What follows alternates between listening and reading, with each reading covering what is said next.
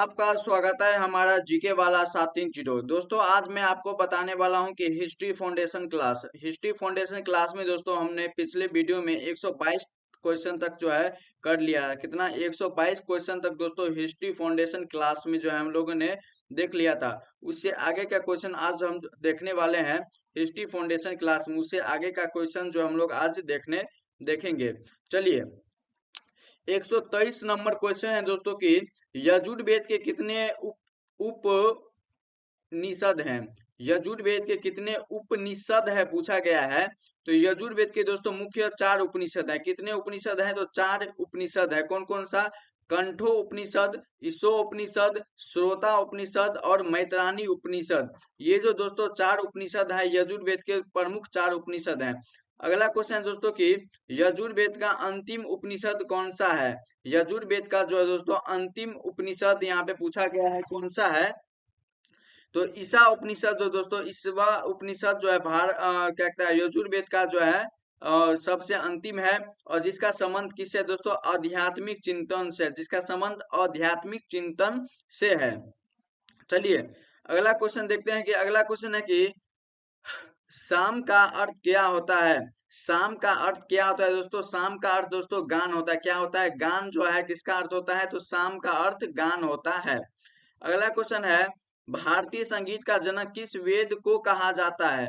भारतीय संगीत का जनक किस वेद को दोस्तों कहा जाता है? तो साम वेद को दोस्तों साम वेद को भारतीय संगीत का जनक कहा जाता है। चलिए अगला क्वेश्चन है संगीत के 7 स्वर कौन कौन से हैं। संगीत के 7 स्वर दोस्तों कौन कौन से हैं? तो संगीत के 7 स्वर दोस्तों सा रे ग म प ध नि सा। स रे ग म प ध नि सा जो है संगीत का जो है 7 स्वर है। अगला क्वेश्चन है संगीत में 7 स्वर की उत्पत्ति किस वेद से हुई है। संगीत में 7 स्वर की उत्पत्ति जो है ये किस वेद से जो है दोस्तों हुई है। तो साम वेद से दोस्तों साम वेद से जो है संगीत में जो है 7 स्वर की उत्पत्ति हुई है। चलिए अगला क्वेश्चन है कि सामवेद के मंत्र को गाने वाले को क्या कहा जाता है। सामवेद के मंत्र को गाने वाले को दोस्तों क्या कहा जाता है। तो उद्रता। उद्रता दोस्तों सामवेद के मंत्र के गाने वाले को कहा जाता है। आपको बताना है दोस्तों कि यजुर्वेद के मंत्र को गाने वाले को क्या कहते हैं और ऋग्वेद के मंत्र को गाने वाले को क्या कहते हैं। अगर आपको पता है तो कमेंट में बताइएगा। चलिए जानते हैं कि सामवेद में कुल कितने मंत्र हैं। सामवेद में दोस्तों कुल कितने मंत्र हैं? तो 1875 मंत्र है। कितने? 1875 मंत्र हैं। सामवेद में मूल्य रूप से नए मंत्र कितने हैं दोस्तों? सामवेद में मूल्य रूप से कितने मंत्र दिए गए हैं? तो 19 मंत्र जो है नए 99 मंत्र दोस्तों सामवेद में नए दिए गए हैं। चलिए अगला क्वेश्चन है कि सामवेद के ब्राह्मण ग्रंथ कौन कौन से हैं। सामवेद का ब्राह्मण ग्रंथ पूछा गया दोस्तों कौन कौन सा है। तो पंचविश पंडविश आदि जो है ये 2 जो है सामवेद का जो ब्राह्मण ग्रंथ है। सामवेद में 2 ब्राह्मण ग्रंथ है दोस्तों। चलिए अगला क्वेश्चन है कि सामवेद के प्रमुख उपनिषद कौन कौन से हैं। पूछा गया है कि सामवेद के प्रमुख उपनिषद दोस्तों कौन कौन सा है। तो प्रमुख उपनिषद जो है सामवेद का कौन कौन सा है यहाँ पे पूछा गया है। तो छंगदो तथा जैमिनी जो है दोस्तों छंगदो तथा जैमिनी जो है सामवेद का जो है प्रमुख 2 उपनिषद है। चलिए अगला क्वेश्चन है कि सामवेद के सबसे महत्वपूर्ण शाखाएं कौन सी है। तो सामवेद की 3 महत्वपूर्ण शाखाएं। कितनी महत्वपूर्ण शाखाएं? तो 3 महत्वपूर्ण शाखा है। कथुमनी, जैमिनी और रणनीय जो है सामवेद की 3 प्रमुख शाखा है। अगला क्वेश्चन है कि ऋग्वेद यजुर्वेद एवं सामवेद को सम्मिलित रूप से क्या कहा जाता है। ऋग्वेद सामवेद एवं यजुर्वेद को सम्मिलित रूप से दोस्तों क्या कहा जाता है। तो वेद यत्री कहा जाता है। क्या कहा जाता है? वेद यत्री कहा जाता है। चलिए अगला क्वेश्चन है कि अथर्ववेद की रचना किस ऋषि द्वारा की गई थी। अथर्ववेद की रचना किस ऋषि के द्वारा की गई थी दोस्तों? अंग ऋषि या ऋषिक द्वारा। अंग ऋषि या ऋषिक द्वारा जो है अथर्ववेद की रचना की गई थी। चलिए अगला क्वेश्चन है कि अर्थवागीज किस वेद को कहा जाता है। अर्थवागीज किस वेद को जो है कहा जाता है दोस्तों? तो अर्थवेद को जो है अर्थवागीज कहा जाता है। चलिए अगले क्वेश्चन पे चलते हैं। अगला क्वेश्चन है कि इनमें से 731 सूक्त और 759 सूक्त और 20 अध्याय और 6000 मंत्र जो है अथर्ववेद में दिए गए हैं। अब 5987 मंत्र जो है इसमें भी दिए गए हैं कुछ संहिताओं में। चलिए अगला क्वेश्चन है कि अथर्ववेद को पढ़ने वाले को क्या कहा जाता है? अथर्ववेद के जो है पढ़ने वाले मंत्र जो होते हैं उन्हें क्या कहा जाता है? उन्हें जो दोस्तों ब्राहा कहा जाता है। क्या? ब्राहा कहा जाता है। चलिए अगला क्वेश्चन है कि अथर्ववेद में हमें किस विषय के बारे में जानकारी मिलती है? पूछा गया दोस्तों कि अथर्ववेद में हमें किस विषय के बारे में जानकारी मिलती है? तो दोस्तों इस वेद में दोस्तों ब्राहा ज्ञान, धर्म, औषधि प्रयोग, रोग निवारण, जादू टोना, तंत्र मंत्र आदि अनेक विषयों के बारे में हमें जानकारी मिलती है। चलिए अगले क्वेश्चन में चलते हैं। अगला क्वेश्चन है कि अथर्ववेद का एकमात्र ब्राह्मण ग्रंथ कौन सा है? अथर्ववेद का एकमात्र ब्राह्मण ग्रंथ दोस्तों कौन सा है पूछा गया है? तो गोपत ब्राह्मण ग्रंथ जो है दोस्तों अथर्ववेद का एकमात्र ब्राह्मण ग्रंथ है। अगला क्वेश्चन है कि अथर्ववेद की दो प्रमुख शाखाएं कौन कौन सी है? अथर्ववेद की दो प्रमुख शाखा दोस्तों कौन कौन सी है? तो पिपलावाद एवं शौनक। पिपलावाद एवं शौनक दोस्तों अथर्ववेद की दो प्रमुख शाखा है। पिपलावाद एवं शौनक अथर्ववेद की दो प्रमुख शाखा है। चलिए अगले क्वेश्चन पे चलते हैं। अगला क्वेश्चन है कि अथर्ववेद को कौन से उपनिषद अथर्ववेद को अथर्ववेद के कौन कौन से उपनिषद हैं? तो अथर्ववेद के दोस्तों कौन कौन से उपनिषद हैं? तो अथर्ववेद के दो उपनिषद हैं। कौन कौन से उपनिषद हैं दोस्तों हम लोग जान लेते हैं। चलिए मुंडको उपनिषद, मुंडको उपनिषद, प्रश्नोत्तर उपनिषद और मांडको उपनिषद जो अथर्ववेद के उपनिषद हैं। अगला क्वेश्चन है कि मुंडको उपनिषद से ही भारत का राष्ट्रीय वाक्य लिया गया है। मुंडको उपनिषद से दोस्तों भारत का राष्ट्रीय वाक्य लिया गया है जो कि सतमें जयती से लिया गया है। मुंडको उपनिषद से कौन से उपनिषद दोस्तों? मुंडको सतमें जयती, मुंडको उपनिषद से ही भारत का एक राष्ट्रीय वाक्य क्या लिया गया है? तो सतमें जयती लिया गया है। चलिए अगला क्वेश्चन पे चलते हैं। अगला क्वेश्चन है कि वैदिक सूक्त या मंत्रों के संग्रह को क्या कहा जाता है? वैदिक सूत्र या मंत्रों के संग्रह को दोस्तों क्या कहा जाता है? तो संहिता कहा जाता है। संहिता कहा जाता है। चलिए अगला क्वेश्चन है कि ऋग्वेद के उपवेद क्या है? ऋग्वेद का उपवेद दोस्तों क्या है? तो आयुर्वेद है। आयुर्वेद है। यजुर्वेद का उपवेद क्या है दोस्तों? तो यजुर्वेद का उपवेद जो होगा दोस्तों धनुर्वेद होगा। सामवेद का उपवेद क्या होगा? तो गंधर्व वेद होगा। और अथर्ववेद का उपवेद क्या है? तो शिल्प वेद है। ये बहुत ही इंपॉर्टेंट क्वेश्चन है दोस्तों, ये चारों उपवेद आपको याद होने चाहिए। चलिए अगला क्वेश्चन है कि ब्राह्मण ग्रंथ वैदिक साहित्य की व्याख्या के लिए किस साहित्य में लिखा गया है? तो गद्य में लिखा गया है। किस में लिखा गया है? तो गद्य में जो ब्राह्मण ग्रंथ जो है लिखा गया है। चलिए अगले क्वेश्चन पे चलते हैं। अगला क्वेश्चन है कि अर्णयक और उपनिषद मुख्य तौर पर किस प्रकार के ग्रंथ है? तो एक दार्शनिक ग्रंथ है। किस प्रकार के ग्रंथ है दोस्तों? एक दार्शनिक ग्रंथ है। अगला क्वेश्चन है दोस्तों कि वन में पढ़ने वाले ग्रंथ को क्या कहा जाता है? तो वन में पढ़ने वाले ग्रंथ को दोस्तों अर्णयक कहा जाता है। चलिए अगला क्वेश्चन है कि उपनिषद का शाब्दिक अर्थ क्या होता है? उपनिषद का जो है शाब्दिक अर्थ क्या होता है दोस्तों?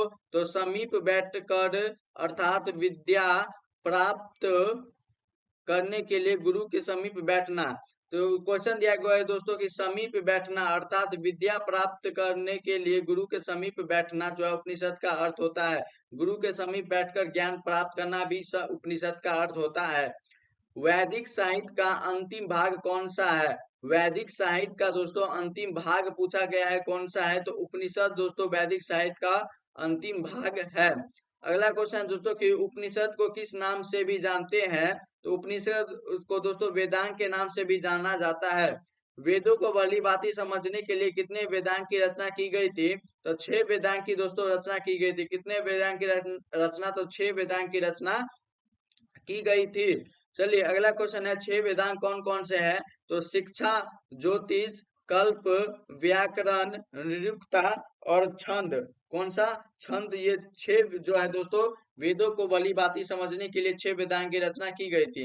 अगला क्वेश्चन है प्रमुख स्मृति ग्रंथ कौन कौन से हैं? तो प्रमुख स्मृति ग्रंथ दोस्तों धर्मसूत्र, मनु स्मृति, यज्ञलक्ष्य स्मृति, नारद स्मृति, वनस्पति समृद्धि और कत्यायन समृद्धि जो ये प्रमुख समृद्धि ग्रंथ हैं। चलिए अगला क्वेश्चन है कि अगला क्वेश्चन हम देख लेते हैं। चलिए यहाँ पे 1 2 3 4 5 6 7 1 2 3 4 5 6 जो हमारे प्रमुख समृद्धि ग्रंथ हैं।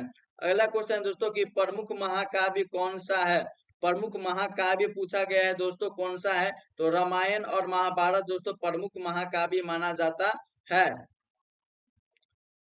चलिए अगला क्वेश्चन है दोस्तों कि रामायण की रचना किसने की है। तो रामायण की रचना दोस्तों महर्षि वाल्मीकि ने दोस्तों वाल्मीकि ने जो रामायण की रचना की है। रामायण को किस काव्य के अंतर्गत रखा गया है दोस्तों, तो आदि काव्य के अंतर्गत रखा गया है। महाभारत की रचना किसने की है, वेद व्यास ने महाभारत की रचना की है। महाभारत में से हमें क्या ज्ञान मिलता है, तो इससे प्राचीन भारत वर्ष की सामाजिक, धार्मिक तथा राजनीतिक दिशा के बारे में वर्णन हमें मिलता है। चलिए अगला क्वेश्चन है कि महर्षि वाल्मीकि कृत द्वारा रामायण मूलतः 6000 श्लोक थे, जो कालांतर में 12000 हुए और फिर 24000 हो गए। इसमें कहा गया दोस्तों कि रामायण में पहले कितने श्लोक थे, तो 6000 थे, फिर कितने हो गए, 12000 हो गए, फिर उसके दो गुना 24000 हो गया। चलिए अगला क्वेश्चन है, रामायण को और किस नाम से पुकारा जाता है। रामायण को दोस्तों चंतु विशांत साहसी संहिता के नाम से भी जाना जाता है। चंतु विशांत पूछा गया दोस्तों कि चंतु विशांत साहसी संहिता किसे कहा जाता है, तो रामायण को कहा जाता है। चलिए अगला क्वेश्चन है, वाल्मीकि द्वारा रचित रामायण को कितने कांड में बांटा गया है। वाल्मीकि द्वारा रचित रामायण को कितने कांड में बांटा गया है दोस्तों, तो इसे 7 कांड में बांटा गया है। कितने कांड में, तो 7 कांड में बांटा गया है। चलिए अगला क्वेश्चन पे चलते हैं। अगला क्वेश्चन है, राम कथा पर आधारित ग्रंथ का अनुवाद सर्वप्रथम भारत से बाहर कहाँ किया गया है, तो दोस्तों चीन में किया गया है। कहाँ पे, चीन में किया गया है। अगला क्वेश्चन है, महाभारत में जब 8800 श्लोक थे तब इसका नाम क्या था दोस्तों। महाभारत में दोस्तों जब 8800 श्लोक थे तब इसका नाम क्या रखा गया था, तो जय संहिता नाम रखा गया था। क्या रखा था, जय संहिता नाम लिखा था। जब महाभारत में 24000 श्लोक हो गया तब इसका नाम भारत रखा गया। और जब महाभारत में दोस्तों 1 लाख से अधिक श्लोक की संख्या बढ़कर हो गई तब इसे महाभारत कहा गया। महाभारत या सत साहसी संहिता भी कहा गया। चंतु शांति साहसी संहिता रामायण को कहा गया और महाभारत को सत साहसी संहिता कहा जाता है। चलिए अगला क्वेश्चन है कि महाभारत में कितने पर्व हैं दोस्तों, तो महाभारत में 18 पर्व हैं। कितने पर्व हैं, तो 18 पर्व हैं। चलिए अगला क्वेश्चन है कि भगवत गीता महाभारत के किस पर्व में है, तो भीषण पर्व में है। भगवत गीता महाभारत के किस पर्व में है, तो भीषण पर्व में है। पुराण के रचयिता कौन माने जाते हैं, तो पुराण के रचयिता दोस्तों लोमहर्ष और उनके पुत्र उग्रशर्वा को माना जाता है। लोमहर्ष और उनके पुत्र उग्रशर्वा को माना जाता है। चलिए अगला क्वेश्चन है कि पुराण हमें किस वंश के बारे में जानकारी देता है दोस्तों। पुराण हमें शिशुनाग वंश, नंदन वंश, मौर्य वंश, सातवाहन वंश, गुप्त वंश के विषय में जानकारी प्रदान करता है। इन सभी विषय के बारे में जानकारी हमें कौन देता है, तो हमें जो है पुराण देता है। 6ठी शताब्दी ईसा पूर्व के पहले प्राचीन भारतीय इतिहास के पुनर्निर्माण के लिए एकमात्र स्रोत क्या था दोस्तों, तो पुराण था। क्या था, पुराण था।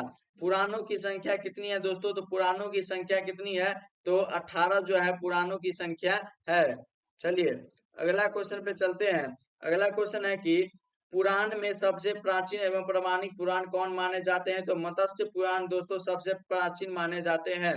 अगला क्वेश्चन है दोस्तों कि मत्स्य पुराण के द्वारा किस वंश के बारे में जानकारी मिलती है, तो मत्स्य पुराण के द्वारा दोस्तों सातवाहन वंश के बारे में जानकारी मिलती है। विष्णु पुराण से किस विषय के बारे में जानकारी मिलती है, तो विष्णु पुराण से दोस्तों मौर्य वंश के बारे में जानकारी जो है एवं गुप्त वंश के बारे में जानकारी हमें मिलती है विष्णु पुराण से। और वायु पुराण से किस वंश के बारे में जानकारी मिलती है, तो शुंग वंश एवं गुप्त वंश के बारे में जानकारी हमें जो है वायु पुराण से मिलता है।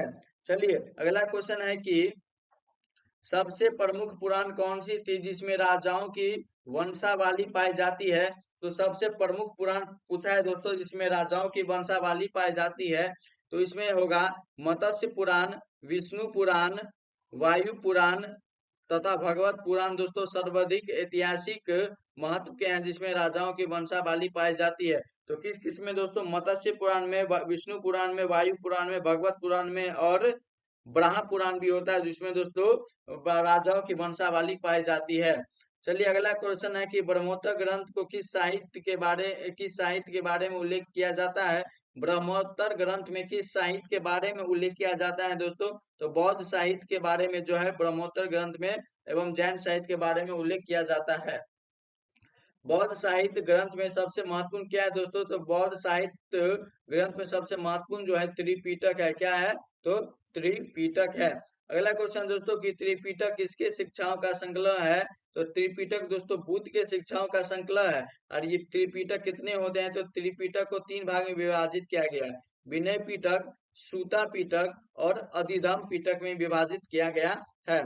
चलिए अगला क्वेश्चन है कि विनय पिटक से हमें किस विषय के बारे में जानकारी मिलती है?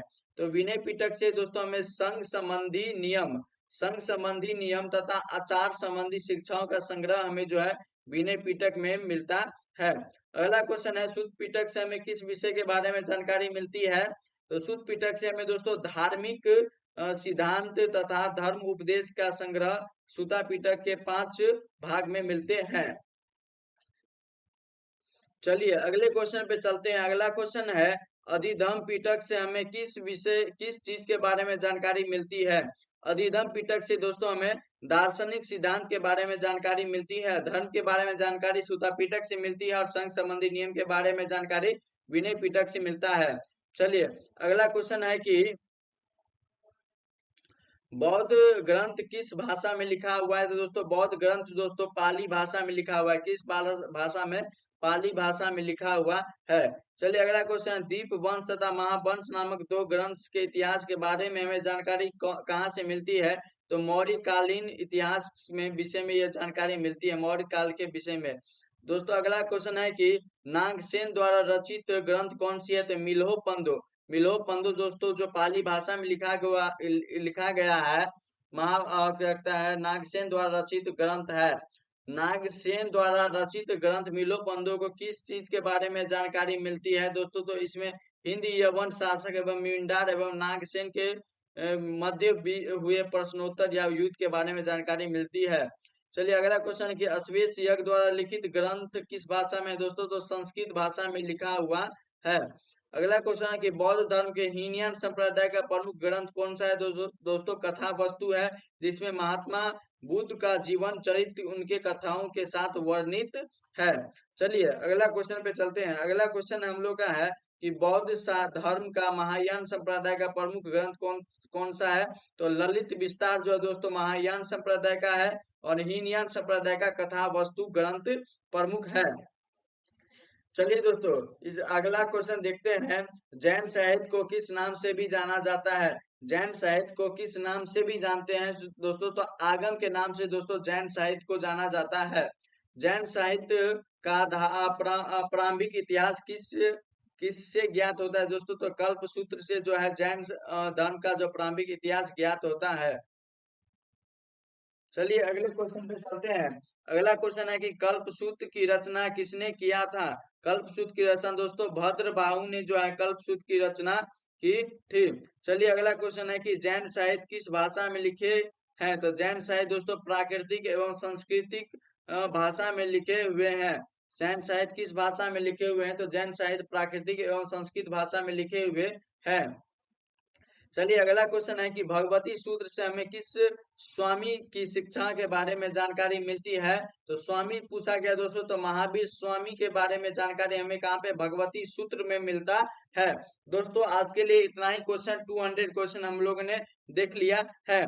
अगला जो क्वेश्चन है दोस्तों अगले हम पार्ट में करेंगे। इतना जो है 72 लगभग इसमें और क्वेश्चन हो गए, तो 72 क्वेश्चन 77 क्वेश्चन दोस्तों तो अगले पार्ट में हम लोग करने वाले हैं। चलिए अगला क्वेश्चन हम लोग जो है अगले पार्ट में करेंगे। तब तक के लिए जय हिंद, धन्यवाद। और इसी तरह के जीके क्वेश्चन के लिए हमारे चैनल को जरूर सब्सक्राइब कीजिए। जय हिंद।